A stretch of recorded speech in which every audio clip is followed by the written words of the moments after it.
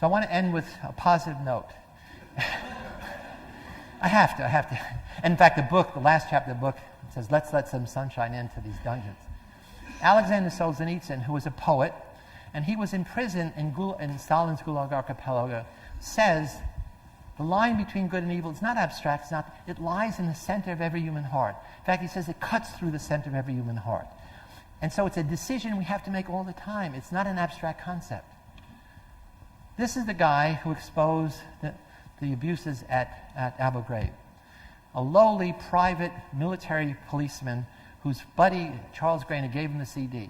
He took it, he looked at it, he said, this is horrible. We're supposed to bring democracy to these people. How can we be doing this? He took the CD and he brought it to a senior investigating officer, a real soldier, knowing his buddies were going to get in trouble and knowing they're going to get back at him.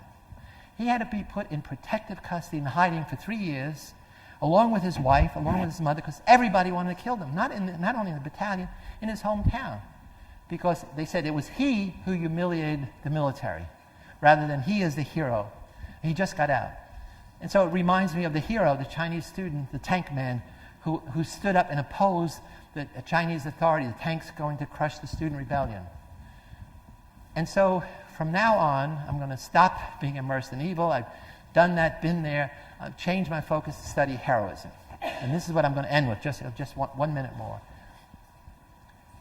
I go from banality of evil to say the flip side is the banality of heroism. There are evil people like Hitler, like Stalin, but what Hannah Arendt is saying, there are people whose evil is just of the moment, of the situation. And I'm saying heroes are the same thing. There are lifelong heroes, Nelson Mandela, Gandhi, Mother Teresa, whose whole life is organized around sacrifice. They are the exception.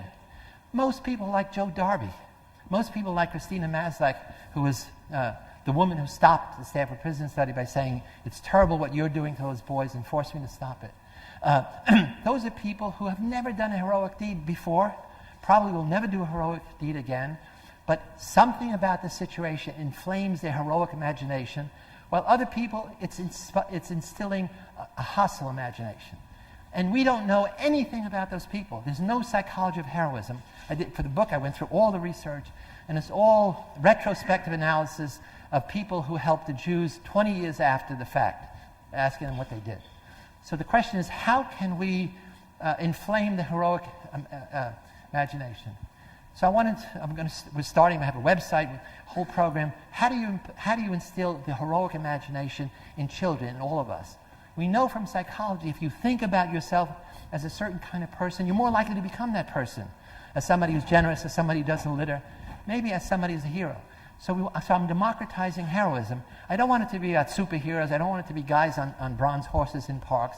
It says any of us in the same situation that makes some people passive, and most people are, makes some people become perpetrators. In that same situation, some people, it does two things.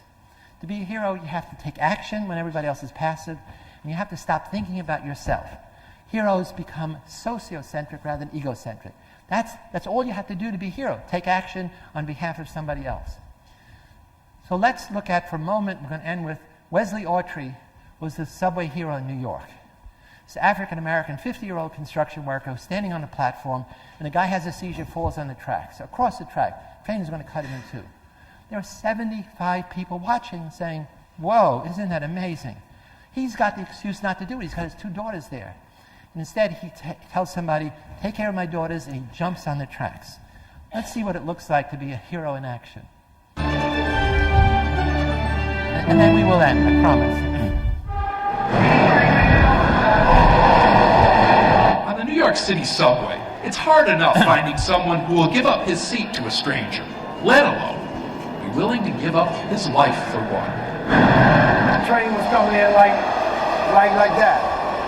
It happened just 50-year-old Wesley Autry, a construction worker and Navy veteran, was standing on a subway platform with his 2 little girls when right in front of them, a man started having a seizure.